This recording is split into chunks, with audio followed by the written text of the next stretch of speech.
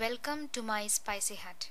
ఈరోజు మనం ఉల్లికాడల పప్పు పులుసు ఎలా చేయాలో చూద్దాం. ఈ కూరని తయారు చేయడానికి మనకు కావలసినవి 6 ఉల్లికాడలు, 1 కప్పు కందిపప్పు, హాఫ్ ఉల్లిపాయ, ఒక 3-4 పచ్చిమిర్చి, కొద్దిగా చింతపండు. ముందుగా మనం కందిపప్పుని శుభ్రంగా కడిగి 1కి 3 అంటే 1 కప్పు పప్పుకి 3 కప్పుల నీళ్లు పోసి మెత్తగా ఉడికించాలి. ప్రెషర్ కుక్కర్లో కనుక ఉడికిస్తే 3 విజిల్స్ వచ్చే వరకు ఆగి స్టవ్ కట్టేయచ్చు. అప్పుడు పప్పు మెత్తగా ఉడుకుతుంది. చూస్తున్నారు కదా మూవీ క్లిప్లో ఇలా మెత్తగా ఉడుకుతుంది.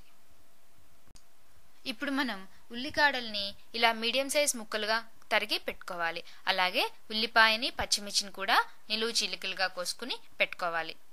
ఇప్పుడు మనం చింతపండు గుజ్జు తీయగలిగితే పర్వాలేదు. అలా గనుక తీయలేకపోతే ఇలా అరచేతిలో పెట్టుకుని గట్టిగా ఒత్తితే చక్కగా ఉండలాగా తయారవుతుంది.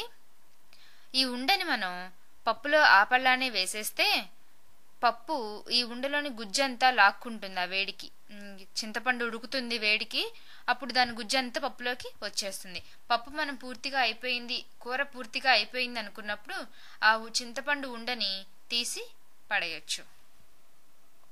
ఇప్పుడు మనం ఉడికించిన పప్పుని వేరే కుకింగ్ వెజల్లోకైనా ట్రాన్స్ఫర్ చేసి ఉడికించవచ్చు, లేదంటే అదే ప్రెషర్ కుక్కర్లో వెయిట్ లేకుండా అయినా ఉడికించవచ్చు. స్టవ్ని సిమ్ టు మీడియంలో ఉంచి మనం తరిగి పెట్టుకున్న ఈ ఉల్లికాడలు, ఉల్లిపాయ, అలాగే పచ్చిమిర్చి, చింతపండు ఉన్నాయి కదా, ఇవన్నీ వేసి అలాగే తగినంత ఉప్పు, పసుపు, కారం, చిన్న బెల్లం ముక్క వేసి ఒక 10 నిమిషాలు ఉడికించాలి.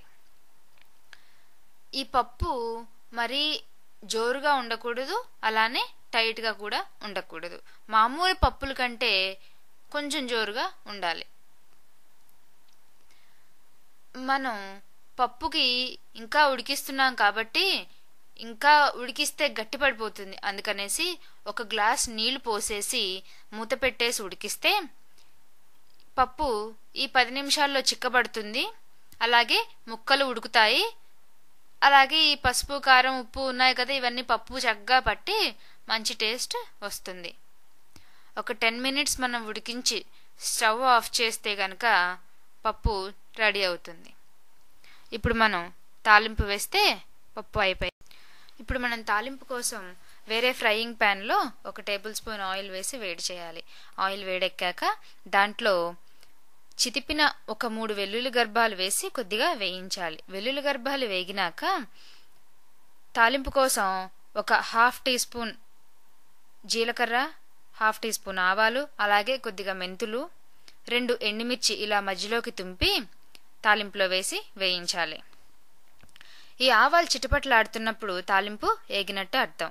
ఇప్పుడు మన దగ్గరున్న ఈ కరివేపాకు రెమ్మలు కూడా వేసి కొద్దిగా వేయిస్తే తాలింపు ఆల్మోస్ట్ అయిపోయినట్లే.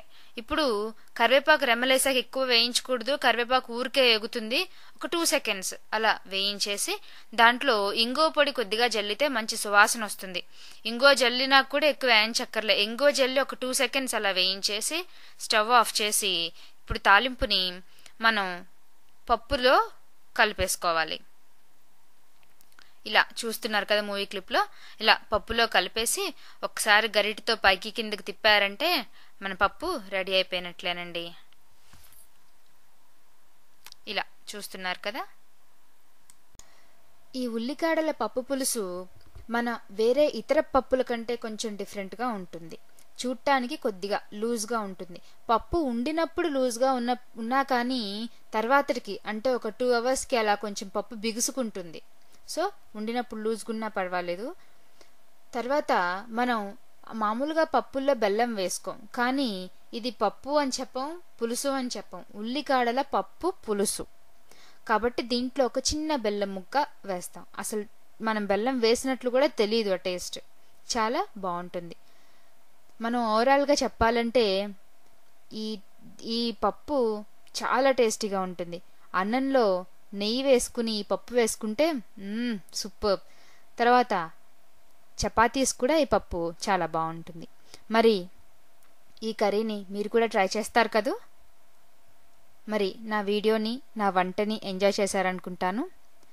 నా మరిన్ని రెసిపీస్ కోసం నా వెబ్సైట్ విజిట్ చేయండి. నా website address myspicyhut.com. Thank you.